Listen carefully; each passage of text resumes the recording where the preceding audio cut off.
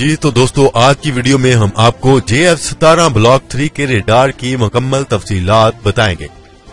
KLJ-7A radar चीनी company Nanjing electronics research institute का बनाया हुआ है, जो कि एक्टिव इलेक्ट्रॉनिकली सेकंड आरे टेक्नोलॉजी से लेस है। इससे पहला वर्जन KLJ-7 है, जो कि चीन के अलावा पाकिस्तान में भी तैयार होता है। पाकिस्तान इस रेडार को चीन से लाइसेंस लेकर बना रहा है, जबकि पाकिस्तान में इस रेडार को JF-17 लड़ाका हथियारों के लिए बनाया जाता है। KLJ-7 radar Pakistan JF-17 block 3 में भी इस्तेमाल करेगा।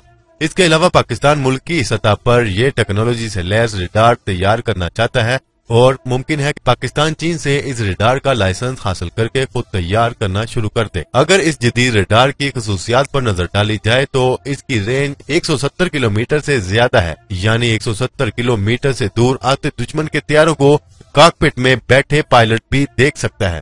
ये रेडार 15 टारगेट्स को ट्रैक कर सकता है, जबकि इनमें से 4 टारगेट्स को एंगेज कर सकता है, यानी बैक वक्त 4 टारगेट्स के लिए मिसाइल को टारगेट तक पहुंचने में मदद देता है।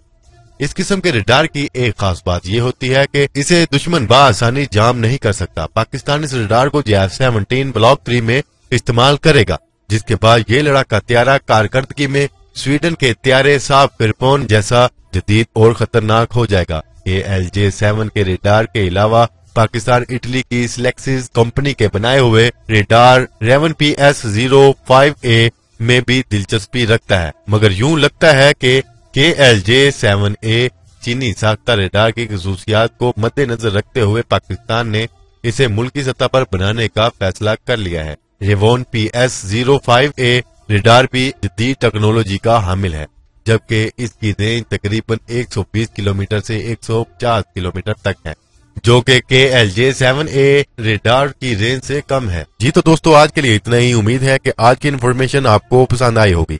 अगर आपको हमारी ये इन्फॉर्मेशन अच्छी लगे तो हमारा चैनल जरूर सब्सक्राइब करें।